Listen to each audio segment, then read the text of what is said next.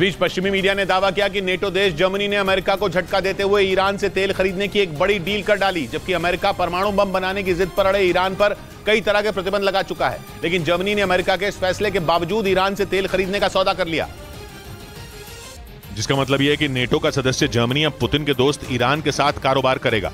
और माना जा रहा है कि जर्मनी के इस फैसले से अमेरिका बुरी तरह चिढ़ गया, क्योंकि एक तरफ अमेरिका ने ईरान पर चोरी छिपे परमाणु बम बनाने का आरोप लगाते हुए कई पाबंदियां लगाई हैं, तो दूसरी तरफ वो ईरान को रूस की मदद करने का दोषी भी बताता है। क्योंकि यूक्रेन जंग में रूस ने ईरान से मिले शाहिद 136 ड्रोन के दम पर वहां जमकर तबाही मचाई।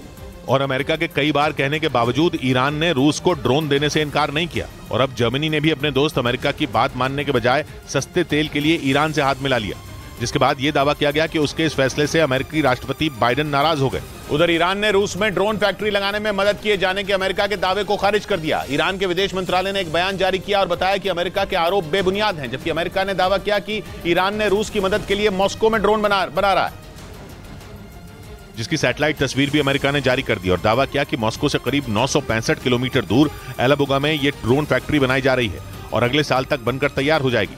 अमेरिका ने दावा किया कि इस ड्रोन फैक्ट्री के लिए कल पुर्जों को ईरान ने कैस्पियन सागर के रास्ते रूस पहुंचाया। हालांकि अब ईरान ने अमेरिका के इन दावों को पूरी तरह खारिज कर दिया और अमेरिका पर झूठ बोलने का आरोप लगा दिया। जबकि यूक्रेन के साथ युद्ध के दौरान सैकड़ों शाहिद ड्रोन देकर ईरान ने रूस की भरपूर मदद की, जिनके इस्तेमाल से पुतिन की सेना ने यूक्रेन के कई इलाकों में तबाही मचाई। उधर ईरान की मेहर न्यूज एजेंसी ने दावा किया कि ईरान की फौज ने वहां के सिस्तान और बलूचिस्तान प्रांत से आतंकियों के एक गुट को पकड़ लिया। बताया गया कि ईरान की सेना की ब्रांच IRGC यानी इस्लामिक रिवोल्यूशनरी गार्ड कोर ने 2 आतंकियों को ढेर भी कर दिया, जबकि एक आतंकी को हिरासत में ले लिया गया। मेहर न्यूज एजेंसी के मुताबिक आतंकियों के जिस गुट को पकड़ा गया वो ईरान के कुछ शहरों में धमाके करने की तैयारी में था, लेकिन इससे पहले कि वो अपने मकसद में कामयाब हो पाते, दावा किया गया कि ईरान की सेना की ब्रांच IRGC यानी इस्लामिक रिवोल्यूशनरी गार्ड कोर ने उस गुट के कुछ आतंकियों को पकड़ लिया। खबर के मुताबिक ईरान के सिस्तान और बलूचिस्तान प्रांत में मुठभेड़ के दौरान 2 आतंकियों को ढेर भी कर दिया गया, जबकि एक आतंकी को जिंदा पकड़ लिया गया। बताया गया कि पकड़े गए आतंकी के पास से कई हथियार बरामद किए गए। इस बीच चीन के मीडिया का दावा है कि सऊदी अरब और ईरान में समझौता कराने के बाद शी जिनपिंग अब फिलिस्तीन और इजराइल के बीच दोस्ती कराने में जुटे हैं।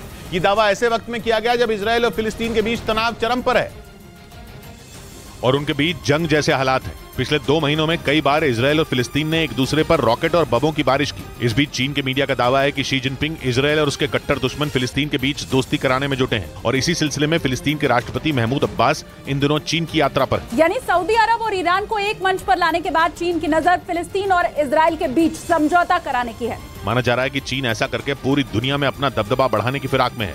उधर पश्चिमी मीडिया के मुताबिक चीन के विदेश मंत्री ने एक बार फिर अमेरिका को ताइवान से दूर रहने की चेतावनी दे दी। ताइवान के मुद्दे पर पिछले कई महीनों से अमेरिका और चीन आमने सामने हैं और कभी भी उनके बीच जंग छिड़ सकती है, लेकिन चीन ने अमेरिका को ताइवान से दूर रहने की चेतावनी देकर इस तनाव को चरम पर पहुंचा दिया। चीन के विदेश मंत्री चिनगांग ने अमेरिका के विदेश मंत्री एंटनी ब्लिंकन से फोन पर बात की और अमेरिका को ताइवान के मसले पर दूर रहने की सलाह दी। चीन ने आरोप लगाया कि अमेरिका ने पहले ताइवान के साथ ड्रिल की और अब वो ताइवान को हथियार दे रहा है, जिसे चीन सीधे तौर पर दक्षिण चीन सागर में अपने लिए चुनौती के तौर पर देखता है, क्योंकि वो दक्षिण चीन सागर और ताइवान को अपना बताता आया है और वहाँ अमेरिका की मौजूदगी उसके लिए सबसे बड़ा खतरा है।